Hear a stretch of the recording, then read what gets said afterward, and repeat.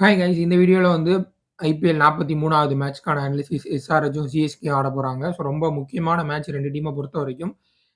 எந்த டீம் வந்து லாஸ் பண்றாங்களோ அவங்க வந்து அஃபிஷியலா இந்த டோர்னமெண்ட்ட விட்டு வெளிய போயிருவாங்க அப்படிங்கிறத அப்டேட் வரும். ஸோ இந்த மேட்ச் ரொம்ப ரொம்ப இம்பார்ட்டன்டான மேட்ச் 2 டீமுக்கும். ஸோ இந்த மேட்ச்ல யாரெல்லாம் எடுக்கலாம் அப்படிங்கிறத பத்தின இந்த அப்டேட் வந்து இந்த வீடியோல ஃபுல்லா பார்க்கலாம். சேப்பாக் எம்.ஏ. சிதம்பரம் ஸ்டேடியம்ல தான் இந்த மேட்ச் வந்து நடக்க போகுது. டெலகிராம் சேனல்ல ரெகுலரா ஸ்மால் லீக்கான டீம் வந்து குடுத்துட்டுருக்கோம். அதே மாரி இந்த குபேரா ஃபேண்டசி ஆப்புக்கான டியோ ஆப்ஷன் வந்து குடுத்துட்டுருக்கோம். 2ம் வேணும் அப்படிங்கிறவங்க டெலகிராம் சேனல்ல ஜாயின் பண்ணிக்கோங்க. லிங்க் இந்த வீடியோக்கு டிஸ்கிரிப்ஷன்ல குடுத்துருக்கேன். குபேரா ஃபேண்டசி ஆப் நம்ம நெறைய முறை இந்த ஆப்ப பத்தி நெறைய பேசியிருக்கோம். ஸோ இந்த ஆப்ல வெறும் டியோ ஆப்ஷன்ல வெறும் ஒரு பிளேயர எடுத்து நீங்க வந்து செலக்ட் பண்ணி விளையாட முடியும் ஃபேண்டசி கேமு. ஸோ இந்த ஆப் டவுன்லோட் பண்ணதுக்கான லிங்க், ரெஃபர் கோட் 2மே இந்த வீடியோக்கு டிஸ்கிரிப்ஷன்ல குடுக்குறேன். நியூவா ரிஜிஸ்டர் பண்றவங்க ரெஃபர் கோட குடுத்தீங்கன்னா உங்களுக்கு போனஸ் கிடைக்கும். அது மட்டும் இல்லாம ரியல் கேஷா ஒரு அமௌண்ட் கிடைக்கும். அத வச்சே நீங்க கான்டெஸ்ட் ஜாயின் பண்ணிக்கலாம். சேப்பாக் பிட்ச பொறுத்தவரைக்கும் பேலன்ஸ்டு பிட்ச் அப்படின்னு சொல்லலாம். இந்த பெரிய அளவுல பவுலர்ஸுக்கும் ஹெல்ப் அப்படிங்கிற மாரி சொல்ல முடியாது. பெரிய அளவுல பேட்டர்ஸுக்கும் அசிஸ்ட் இருக்கும் அப்படிங்கிற மாரி சொல்ல முடியாது. ஸோ ஓரளவுக்கு வந்து கொஞ்சம் ஈக்குவலா இருக்கும் அப்படிங்கிற மாரி இந்த கிரவுண்ட பொறுத்தவரைக்கும் கன்சிடர் பண்ணலாம். ஸ்லைட்லி கொஞ்சம் ஸ்லோவா இருக்கிறதுக்கான வாய்ப்பு நெறைய இருக்கு. குறிப்பா பிளாக் சாயில் பிட்ச் யூஸ் பண்ணாங்க அப்படின்னா, கொஞ்சம் ஸ்லோ இருக்கும். ரெட் சாயில் பிட்ச் யூஸ் பண்ணாங்கன்னா, கொஞ்சம் பவுன்ஸ் அதிகமா கிடைக்கிறதுக்கு வாய்ப்பு இருக்கு. பெரிய பவுண்டரி அதனால ஆவரேஜ் ஸ்கோரிங் மேட்ச் தான் நெறைய முறை வந்து இந்த கிரவுண்ட்ல ரிஜிஸ்டர் ஆயிருக்கு.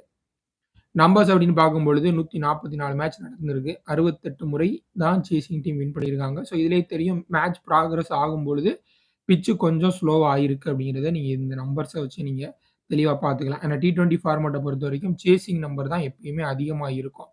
ஸோ இந்த கிரவுண்ட்ல கொஞ்சம் ஸ்லோ ஆகுது அப்படிங்கிறத கிளியரா புரிஞ்சுக்கலாம். பேட்டர் 60 பவுலர்ஸ்க்கு 40 அப்படிங்கிற ரேஞ்சில குடுத்துருக்கேன். ஆவரேஜ் ஸ்கோர் 159 இத விட ஒரு 10 ரன் எக்ஸ்ட்ரா வர்றதுக்கு மேபி சான்ஸ் இருக்கு. சிஎஸ்கேவோட ப்ராபபிள் பிளேயிங் 11 கிளியரா சொல்ட்டாரு எம்.எஸ். தோனி லாஸ்ட் மேட்ச்லயே. ஸோ லாஸ்ட் மேட்ச் மும்பை இந்தியன்ஸோட லாஸ் ஆனதுக்கப்புறம் போஸ்ட் மேட்ச் இன்டர்வியூ இருந்தது. அதுல கிளியரா சொல்ட்டாரு. ஸோ முடிஞ்ச அளவு இனி வரக்கூடிய மேட்சஸ்ல வின் பண்ணி பிளே ஆஃப்க்கு போறதுக்கான வாய்ப்ப நாங்க முயற்சி பண்ணுவோம். ஸோ சப்போஸ் அப்படி பண்ண முடியல அப்படின்னா, நெக்ஸ்ட் சீசனுக்கான பிளேயிங் 11 செட் பண்றதுக்கான முயற்சி பண்ணுவோம் அப்படின்னு சொல்லியிருக்காரு. ஏன்னா மறக்காதீங்க அடுத்த சீசனுக்கு மெகா ஆக்ஷன்லாம் கிடையாது. மினி ஆக்ஷன் தான் இருக்கும். ஸோ லிமிட்டட் பிளேயர்ஸ் தான் அவைலபிளா இருப்பாங்க. அதனால முடிஞ்ச அளவுக்கு ஒரு பிளேயிங் 11 இப்பயே செலக்ட் பண்ணி வச்சுட்டா தான் அடுத்த சீசனுக்கு 1, 2 பிளேயர மினி ஆக்ஷன்ல எடுத்து ஓரளவுக்கு கொஞ்சம் ஸ்ட்ரெங்தன் பண்ண முடியும். ஸோ அதையும் கிளியரா சொல்ட்டாரு. எல்லா மேட்சும் பிளேயர்ஸ் சேஞ்ச் பண்ணா பிளேயர்ஸோட கான்ஃபிடன்ஸ் போகும் அப்படிங்கிறதையும் கிளியராவே சொல்ட்டாரு. அதனால பெரிய லெவல்ல சேஞ்ச் பார்க்காதீங்க இந்த மேட்ச பொறுத்தவரைக்கும். அதே 11ஓட ரிப்பீட் ஆனாலும் வாய்ப்புகள் நெறைய இருக்கு. பாசிபிளா சேஞ்ச் அப்படி நம்ம பார்க்கும்பொழுது, ரச்சின் ரவீந்திரா முதல் 2 மேட்ச் மட்டும் தான் நல்ல பெர்ஃபார்மன்ஸ் குடுத்திருந்தாரு. அதுக்கப்புறம் தொடர்ந்து ஃப்ளாப் ஆயிருக்காரு. ஸோ திரும்ப டெவான் கான்வேக்கு போவாங்களா அப்படிங்கிறத பார்க்கணும். அதே மாரி இன்னும் ஒரு சில பிளேயர் கொஞ்சம் அந்த டாப் போயிட்டு இருக்கு. வன்ஸ் பேடி, ஆண்ட்ரே சித்தார்த், அப்புறம் ராமகிருஷ்ணா கோஸ் இந்த மாதிரியான யங் பிளேயர்ஸ எடுத்துட்டு வாங்க அப்படிங்கிற மாரி சொல்லியிருக்காங்க. பட் எல்லாரையும் ஒரே மேட்ச்ல சேஞ்சஸ் பண்ண மாட்டாங்க அப்படின்னு தோணுது. லாஸ்ட் மேட்ச் அஸ்வின கொண்டு வந்திருந்தாங்க இம்பாக்ட் பிளேயரா. ஸோ இந்த மேட்ச் அன்சுல் காம்போஜ் வர்றதுக்கு ஒரு வாய்ப்பு இருக்கு. So mostly Devon Conway and Anshul Kamboj இந்த இடத்துல எதிர்பார்க்கலாம். மத்த இடத்துல பெருசா வாய்ப்பு வர்றதுக்கு சேஞ்சஸ் வர்றதுக்கான வாய்ப்பு கம்மி. குறிப்பா லாஸ்ட் மேட்ச் தோனி வந்து அந்த மாரி மென்ஷன் பண்ணியிருந்தாரு. எல்லா மேட்ச்லயும் திங்ஸ் நம்மளுக்கு சாதகமா போகல அப்படிங்கிறதுனால நம்ம வந்து எல்லா மேட்ச்லயும் சேஞ்ச் பண்ணிட்டு இருக்க முடியாது. பிளேயர்ஸோட கான்ஃபிடன்ட் அஃபெக்ட் ஆகும் அப்படின்னு சொல்லிட்டு. ஸோ நமக்கு யாரெல்லாம் முக்கியமான பிளேயர் அப்படின்னு பார்த்தீங்கன்னா, பிட்ச பொறுத்தவரைக்கும் நூர் அகமது ஒரு நல்ல பிக்கா இருப்பாரு. கலீல் நியூ பால்ல விக்கெட் எடுக்கிறதுக்கு வாய்ப்புகள் அதிகமாவே இருக்கு. ஏன்னா எஸ்ஆர்ஹெச்சோட டாப் ஆர்டர் ரொம்ப வல்னரபிளா தான் ஆடிட்டு இருக்காங்க இந்த சீசன் அப்படிங்கிறதுனால. பேட்டர்ஸ பொறுத்தவரைக்கும் யங் பிளேயர்ஸ் கொஞ்சம் நல்லா பண்ணிட்டு இருக்காங்க. ரச்சின் ரவீந்திரா கொஞ்சம் சுமாரா தான் ஆடிட்டு இருக்காரு. சிவம் தூபே நீங்க கன்சிடர் பண்ணலாம். அயர்லாண்ட்ல எஸ்ஆர்ஹெச்சோட அவங்களுடைய இந்த சீசனும் ரொம்ப சுமாரா தான் அமைஞ்சிருக்கு. ரொம்ப எதிர்பார்க்கப்பட்ட ஒரு டீம் 300 ரன் எஸ்ஆர்ஹெச் அடிப்பாங்க அப்படிங்கிற ஒரு ட்ரெண்ட்லாம் போயிட்டு இருந்தது இந்த சீசன்ல. பட் அதுக்கேத்த மாரி ஆடல. நெறைய பிளேயர் ஃபார்ம் அவுட்ல இருக்காங்க. நிதிஷ்குமார் ரெட்டி கம்ப்ளீட்டா ஆஃப் கலர்ல இருக்காரு. சூப்பரான ஒரு சீசன் லாஸ்ட் சீசன். அதுக்கப்புறம் பார்டர் கவாஸ்கர் டிராஃபில ஒரு செஞ்சுரி அடிச்சு பயங்கர பீக்ல போனாரு கெரியர்ல. அதுக்கப்புறம் பார்த்தீங்கன்னா, பயங்கர சுமாரான பெர்ஃபார்மன்ஸ். ஒரு சின்ன இன்ஜுரிக்கு அப்புறம் வர்றாரு. அது பெருசா அஃபெக்ட் ஆயிருக்கா அப்படிங்கிறது தெரியல. ஓவர்ஸும் போடுறது கிடையாது. ஸோ இவருடைய ஃபார்ம் ரொம்ப ரொம்ப இம்பார்ட்டன்ட்டா தேவைப்படுது. பார்க்கலாம் எப்படி ஆடுறாரு அப்படின்னு சொல்லிட்டு. இஷான் கிஷன் முதல் மேட்ச் ஒரு செஞ்சுரிக்கு அப்புறம் சுத்தமா ஃபார்ம்ல இல்ல. போன மேட்ச் அவுட்டே இல்ல. அவரே அவுட்ன்னு சொல்லிட்டு வாக் அவுட் பண்ணாரு. ஸோ இந்த மாரி நெறைய விஷயங்கள் போயிட்டு இருக்கு. ஒரே ஒரு பிளஸ் என்ன அப்படின்னு பார்த்தீங்கன்னா, சென்னையோட ஓப்பனிங் பவுலிங் அந்த அளவுக்கு டெட்லி பவுலிங் கிடையாது. ஸோ, அதனால எங்கேயாவது மேபி அபிஷேக் சர்மா மாரி பிளேயர்ஸ் கொஞ்சம் இனிஷியலா நல்ல ஸ்டார்ட் குடுக்குறதுக்கு ஒரு வாய்ப்பு இருக்கு அப்படின்னு தோணுது. பார்க்கலாம். அதே மாரி ஷமிய இம்பாக்ட் லிஸ்ட்ல வச்சிருந்தாங்க. பேட்டிங் கொலாப்ஸ் இருந்ததுனால அபினவ் மனோகர இம்பாக்ட் லிஸ்ட்ல உள்ள கொண்டு வந்துட்டாங்க. ஸோ, அதே மாரி தான் இந்த மேட்சும் பண்ணுவாங்க அப்படின்னு தோணுது. அபினவ் மனோகர், ஷமி 2 பேருமே இம்பாக்ட் பிளேயர்ல இருப்பாங்க. எப்படி போகுது அப்படிங்கிறத பொறுத்து செலக்ட் பண்ணுவாங்க. ஸோ, அதனால இம்பாக்ட் பிளேயர் லிஸ்ட் பண்ணியிருக்க பிளேயர்ஸ் எடுக்கிறதுக்கு முன்னாடி இத கொஞ்சம் பார்த்துக்கோங்க. பவுலர்ஸ பொறுத்தவரைக்கும் இதே டீமோட போனாங்கன்னா 5 மெயின் பவுலர்ஸ் தான். அபிஷேக் சர்மாவும் ஓவர்ஸ் போடுறதில்ல. நிதேஷ்குமார் ரெட்டியும் ஓவர் போடுறதில்ல அப்படிங்கிறதுனால, அவங்களுடைய மெயின் பவுலர்ஸே ஃபுல்லா வந்து 4 ஓவர் போட்டுருவாங்க. டெத் ஓவர்ஸ பொறுத்தவரைக்கும் கமின்ஸும், ஹர்ஷல் பட்டேலும் போடுறதுக்கு வாய்ப்புகள் அதிகமா இருக்கு. ஸோ, இதுல அவுட் ஆஃப் ஃபார்ம்ல இருக்கக்கூடிய பிளேயர் அப்படின்னு பார்க்கும்போது, டிராவிஸ் ஹெட்டனுமே அவருடைய ஸ்டாண்டர்டுக்கு அவுட் ஆஃப் ஃபார்ம்ல தான் இருக்காரு. பெருசா பெரிய ஸ்கோர் இதுவரைக்கும் வரல. நிதேஷ் ரெட்டி, அபிஷேக் சர்மாவும் வந்து அவுட் ஆஃப் ஃபார்ம் தான். அந்த பஞ்சாப் கிங்ஸோட ஆடுன அந்த இன்னிங்ஸ மட்டும் எடுத்துட்டீங்க அப்படின்னா, அவரும் பெருசா ஃபார்ம்ல இல்ல அப்படிங்கிறது தான் உண்மை. கிளாசன் மட்டும் தான் ஏதோ கொஞ்சம் ரன்ஸ் வந்து அடிச்சு குடுத்துட்டு இருக்காரு அப்படிங்கிற மாரி பார்க்கலாம்.